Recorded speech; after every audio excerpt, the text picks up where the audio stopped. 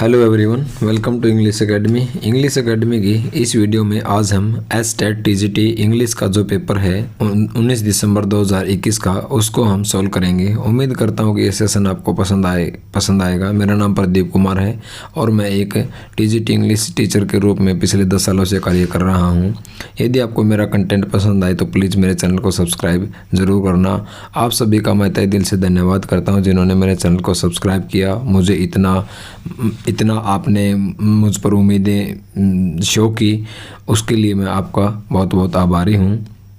आगे भी मैं आपकी उम्मीदों पर खरा उतरने की पूरी कोशिश करूँगा। तो शुरू करते हैं आज की वीडियो का पहला क्वेश्चन। ये इंग्लिश का जो 15 नंबर का आता है वो वाला पार्ट है, जो 15 नंबर का आता है। 60 नंबर वाला पार्ट मैं उसको कल डालने की कोशिश करूँगा। तो पहला जो क्वेश्चन है इसमें 46वां जो क्वेश्चन है इंग्लिश लैंग्वेज वाला ये पार्ट है।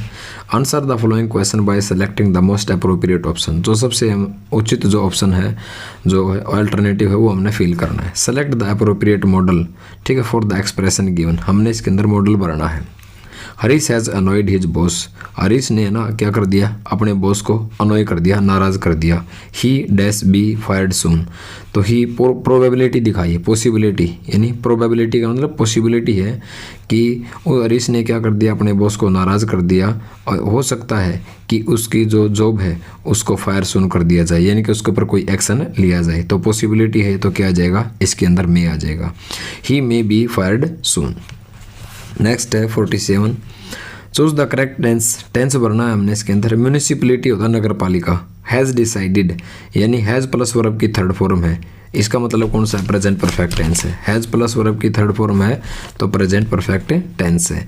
नगर पालिका ने फैसला कर लिया to dash to overhead wires. Did away with, do away with, had done away with.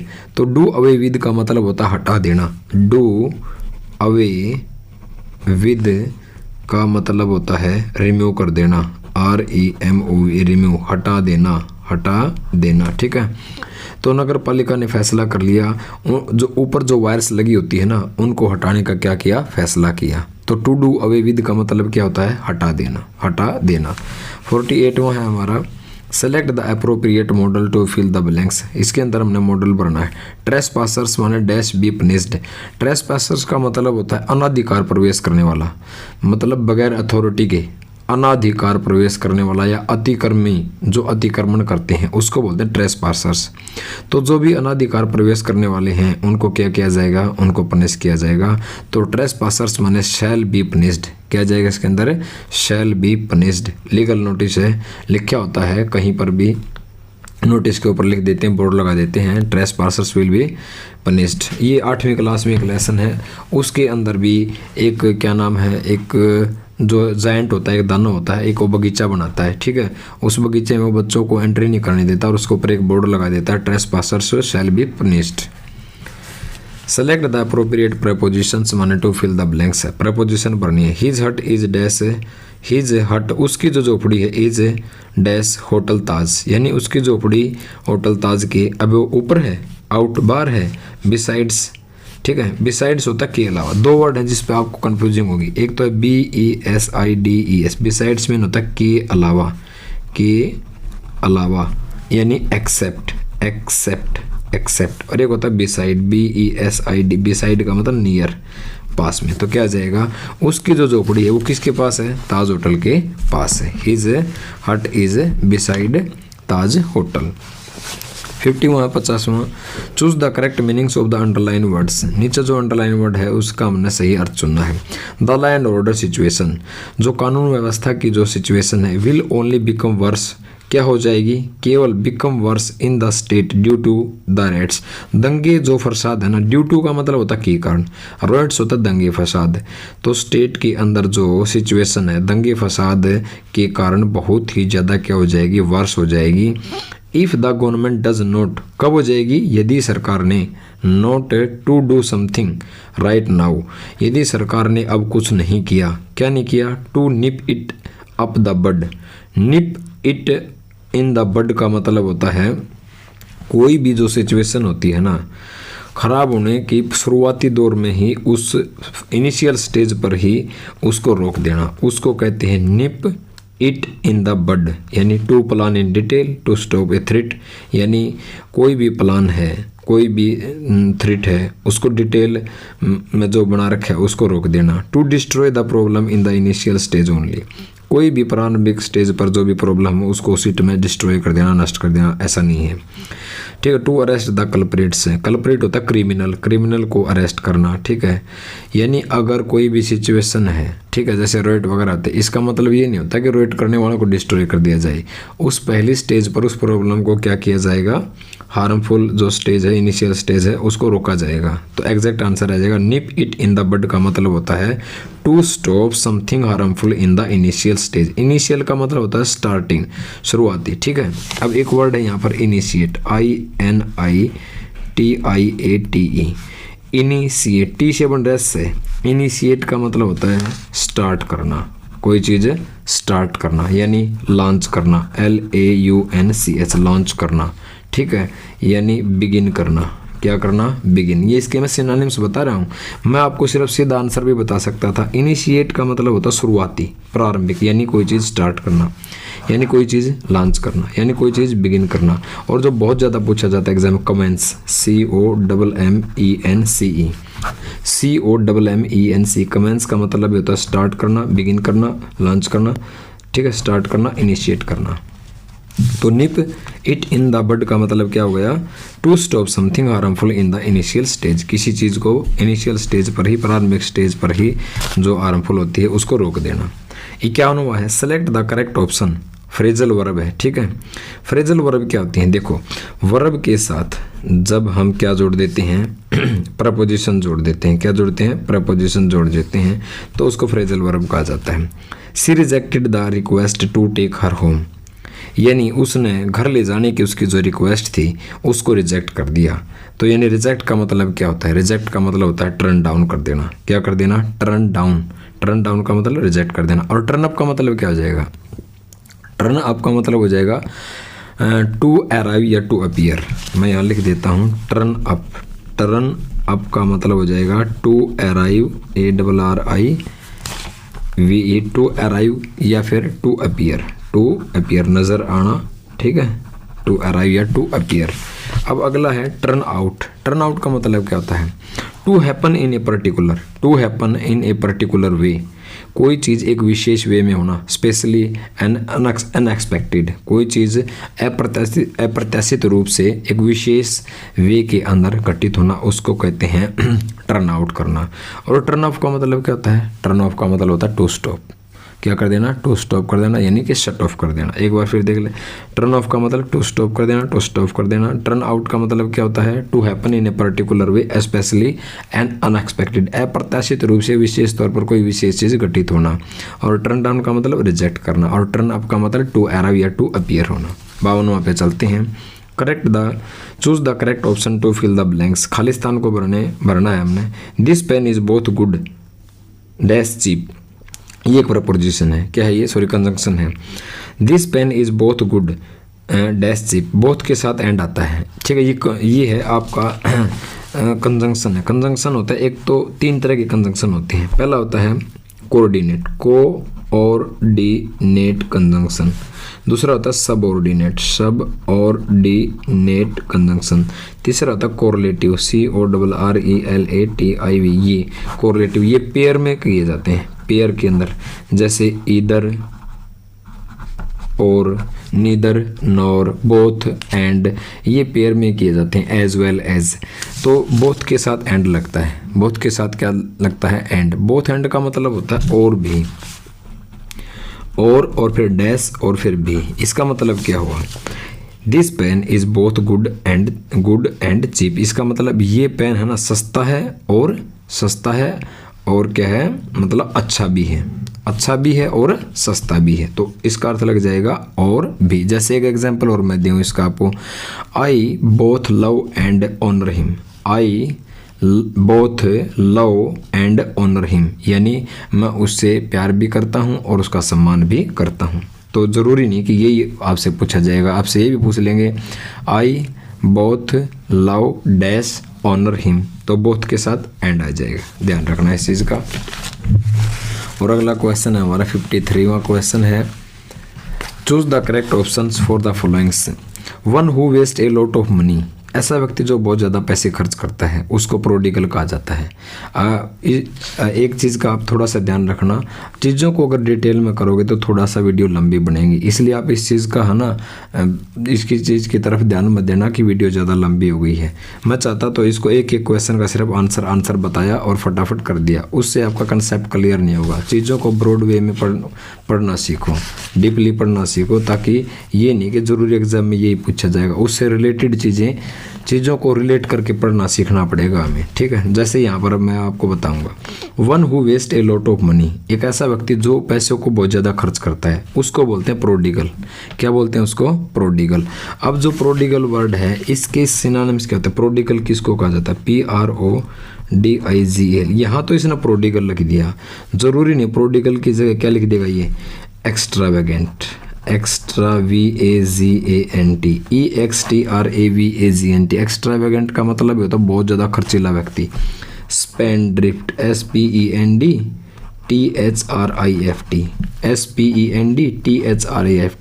Spendthrift का मतलब भी होता है बहुत ज़्यादा खर्चीला व्यक्ति, ठीक है। इसको प्रोफ्लिगेट भी बोलते हैं, PROFLIGATE, बहुत ज़्यादा खर्चीला व्यक्ति, प्रोफ्लिगेट, PROFLIGAT, प्रोफ्लिगेट। लाइविश लाइफ जीना यानी कि शाही जीवन जीना, मतलब अमीरों जैसा जीवन जीना, इसको हम लेविश भी बोल सकते हैं, प्रोफ्लिगेट भी बोल सकते हैं, स्पेंडथ्रिफ्ट भी बोल सकते हैं, एक्स्ट्रावेगेंट भी बोल सकते हैं और प्रोडिगल भी बोल सकते हैं, ठीक है। और थ्रिफ्ट भी बोल सकते हैं, THRIFTY। तो प्रोडिगल की जगह आपको ऑप्शन में थ्रिफ्टी दे देगा, एक्स्ट्रावेगेंट दे देगा, स्पेंडथ्रिफ्ट दे देगा, प्रोफ्लिगेट दे देगा या फिर लेविश दे देगा, ठीक है। ये इसके सिनोनिम्स हो जाएंगे। अच्छा, अगर इसका बिल्कुल उल्टा कर दें कि एक ऐसा व्यक्ति जो बहुत ज़्यादा कंजूस है, ठीक है, यानी माइजर, इसको हम इसका उल्टा, प्रोडिगल का उल्टा हो जाएगा फ्रूगल। क्या हो जाएगा? फ्रूगल। फ्रूगल का मतलब होता है कंजूस, ठीक है। इसका एंटोनियम्स क्या है? फ्रूगल, FRUGAL, फ्रूगल यानी कंजूस, यानी इकोनॉमिकल, इकोनॉमिकल। वैसा व्यक्ति बहुत जो ज़्यादा इकोनॉमिकल है उसको हम क्या कह सकते हैं? कंजूस कह सकते हैं। कंजर्विंग बोल सकते हैं, CONSERVING, कंजर्विंग बोल सकते हैं हम इसको, ठीक है। तो ये इसका बिल्कुल एंटोनियम्स हो जाएगा। तो जो व्यक्ति खर्चीला उसको क्या बोलेंगे? प्रोडिगल। जो कंजूस है उसको क्या बोलेंगे? उसको बोलेंगे फ्रूगल। और एक होता है रेटिसेंट। रेटिसेंट का मतलब होता है जो व्यक्ति मौन रहता है, जो व्यक्ति चुप रहता है। रेटिसेंट मीन होता है मौन रहने वाला व्यक्ति, ठीक है। तो नेक्स्ट चलते हैं। और रिक्लूज का मतलब होता है एक ऐसा व्यक्ति जो जैसे साधु सन्यासी नहीं होते, ठीक है, हर्मिट होते हैं, सेंट होते हैं, हर्मिट, HERMIT, हर्मिट बोल सकते हो, ठीक है। सन्यासी, साधु बोल सकते हैं। वो क्या करते हैं? ए पर्सन हु लीड्स ए सेक्युलर्ड और सोलिटरी लाइफ, लोनली लाइफ, ऐसा व्यक्ति जो अकेला जीवन जीता है यानी कि साधु सन्यासी जैसा, उसको बोलेंगे रिक्लूज। आपको रेटिसेंट का पता चल गया। रेटिसेंट होता है मौन रहने वाला व्यक्ति, प्रोडिगल होता है खर्चीला और फ्रूगल का मतलब होता है कंजूस। नेक्स्ट पे चलते हैं। Choose the part of the sentence which incorrect. कौन सा इनकरेक्ट है? द पार्टी प्रेसिडेंट, पार्टी का जो प्रेसिडेंट था, प्रेसिडेंट का मतलब राष्ट्रपति भी होता है, प्रेसिडेंट का मतलब अध्यक्ष भी होता है, तो यहाँ पर है अध्यक्ष। पार्टी के जो अध्यक्ष थे मेड राकेश, उन्होंने राकेश को क्या बना दिया? MP candidate for the coming election, आने वाले जो इलेक्शन थे उनके लिए उसको MP का कैंडिडेट उसको अनाउंस कर दिया।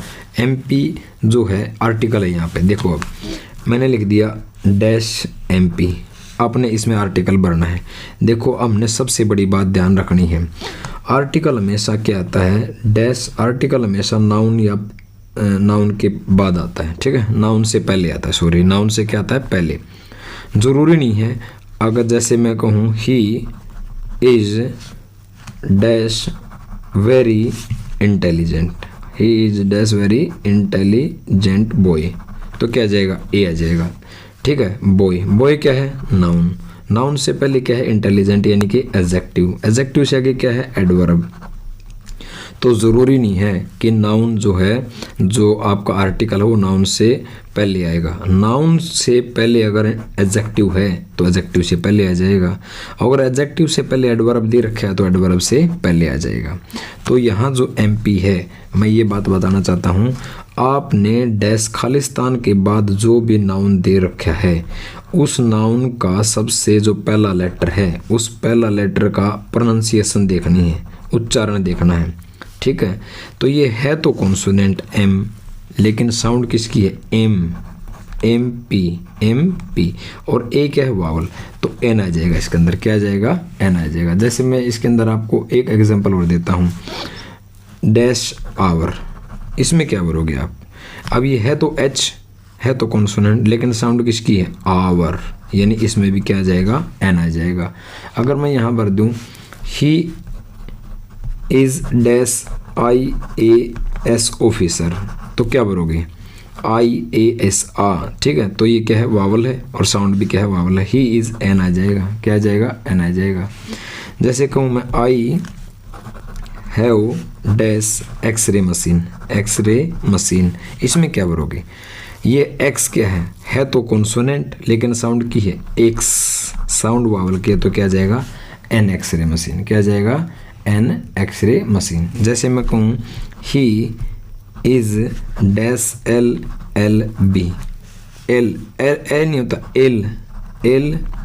एल बी, तो इसमें भी क्या आ जाएगा, एन आ जाएगा।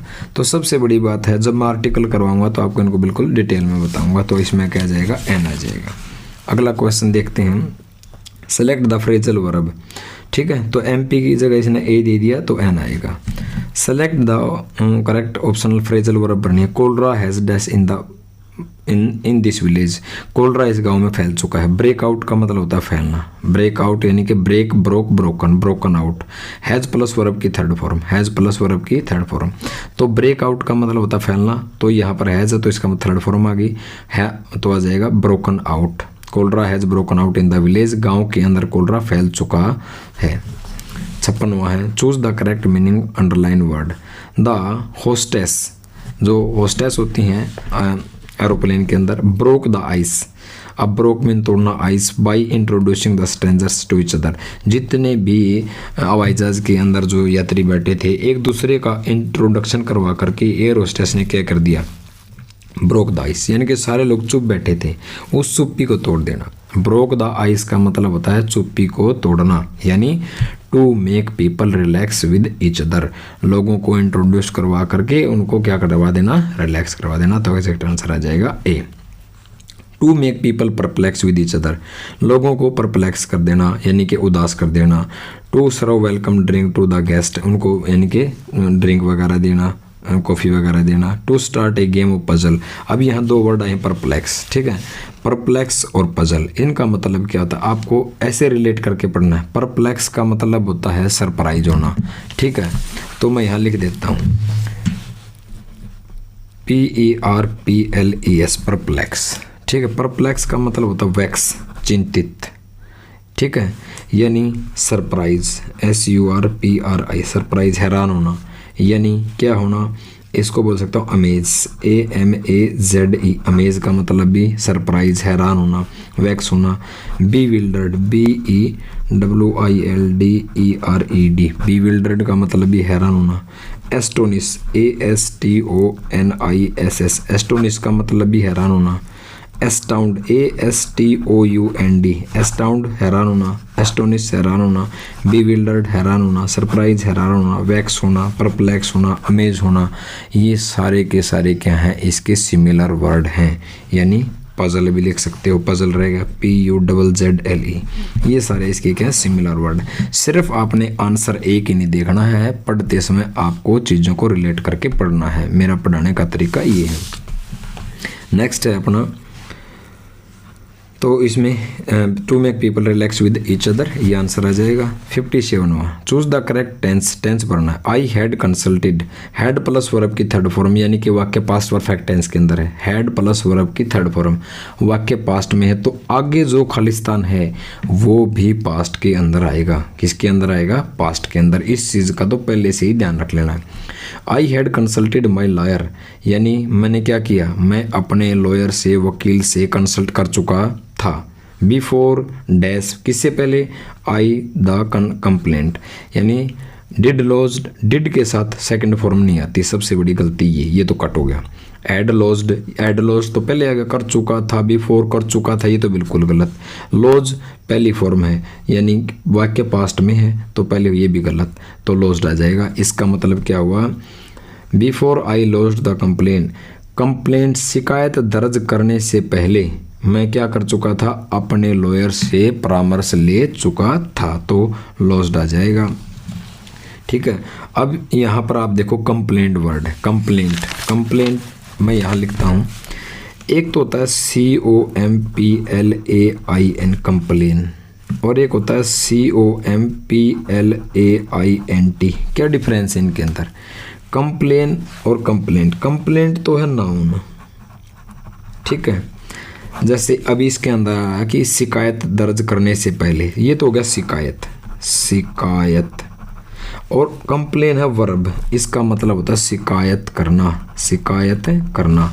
ठीक है, I will complain you if you beat me, यदि तुम मुझे पीटोगे ना तो मैं तुम्हारी क्या है, प्रिंसिपल के सामने या बॉस के सामने क्या करूँगा, इंसल्ट करोगे तो मैं तुम्हारी क्या है, शिकायत करूँगा। एक तो होता है कंप्लेंट शिकायत, और कंप्लेंट होता है शिकायत करना, ऐसे आपने पढ़ना है। तो नेक्स्ट क्वेश्चन पे चलते हैं। अब चूज द अप्रोप्रिएट मॉडल, हमने मॉडल पढ़ना। He dash listen to the stories of his grandma before he slept. Past habit, past के हैबिट को दर्शाने के लिए वुड का प्रयोग किया जाता है। He would listen to stories, यानी वो कहानी सुना करता था, वो कहानी सुना करता था, किसकी, अपनी दादी माँ की। कब, सोने से पहले वो अपनी दादी माँ की कहानी सुना करता था, उसकी हैबिट बताइए। तो वुड का प्रयोग पास्ट के हैबिट को दर्शाने के लिए शो किया जाता है। Choose the past of the sentence given incorrect, कौन सा सेंटेंस इनकरेक्ट है। He did not keep his word, keep his words नहीं होता, कीप हिज वर्ड होता है, वादा निभाना। He did not keep his word to pick him up, उसने उसे बोला था कि वो उसको उठाएगा फ्रॉम WTP, लेकिन उसने उसका वादा नहीं निभाया। वर्ड्स नहीं होता, वर्ड होता है, यहाँ पे गलती है। तो आप देख लो ये कौन सा गलत है, ए या बी बाग गलती है, तो इसमें बी कर देना। Choose the appropriate preposition, preposition पढ़नी है। What is the time by your watch, तो what is the time by आ जाएगा सी। तो आज के इस वीडियो में हमने क्वेश्चन 15 किए, ठीक है। वीडियो लंबी बन गई, उसका एक ही मैंने रीज़न बताया। चीज़ों को एक्सप्लेन करके पढ़ोगे तो सबसे बेस्ट है आपके लिए। रट्टे मत लगाना कभी भी, चीज़ों को अच्छी तरह समझ के करना। तो उम्मीद करता हूँ ये सेशन आपको पसंद आया होगा। तो प्लीज़ चैनल को सब्सक्राइब ज़रूर करना। Thank you, have a nice day, best of luck.